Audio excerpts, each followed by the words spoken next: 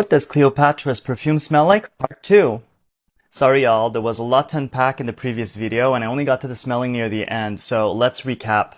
If you missed the previous video where I talk about the 2 versions of this perfume, I do invite you to check it out for context.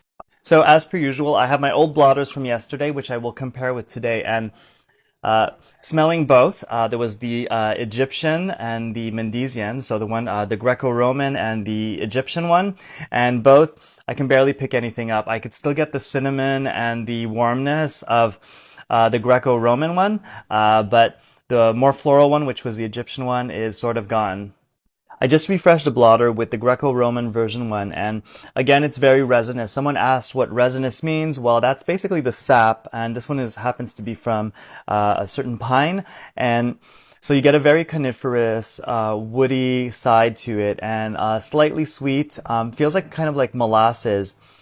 So yeah, this one is very, very resinous. And I was talking about the waxy wet paper feel that you get from it. And there's also the incense side, which I didn't talk about in last video. There's myrrh in it, so which was used in rituals and for making incense. So quite nice. It's warm. It's slightly spicy because this one has a bit of cinnamon in it. So yeah, quite interesting. I kind of like this one. So I just refreshed the Egyptian version. So if you kind of look at it, it's a little bit lighter than the other version. Hold on, I'll pull the other one out. All right, so you can see the difference here. So yeah, the darker one is the Greco-Roman one with cinnamon in it, and the Egyptian one is the one that has more florals. All right, and the Egyptian one is slightly more floral, much less resinous, more softer.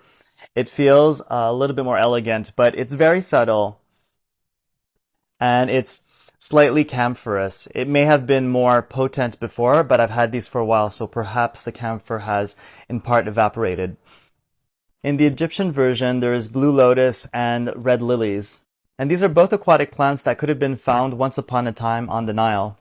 I can't say much about red lilies, but I do know that they were used quite often in the making of incense and also in rituals.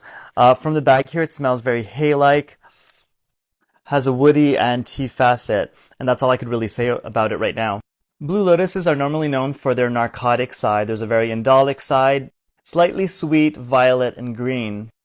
This one is dry, so I'm not getting as much as that, but in a natural flower, those qualities would be found. So all in all, it was a super fun exercise to do. I really enjoyed smelling these for historic reasons.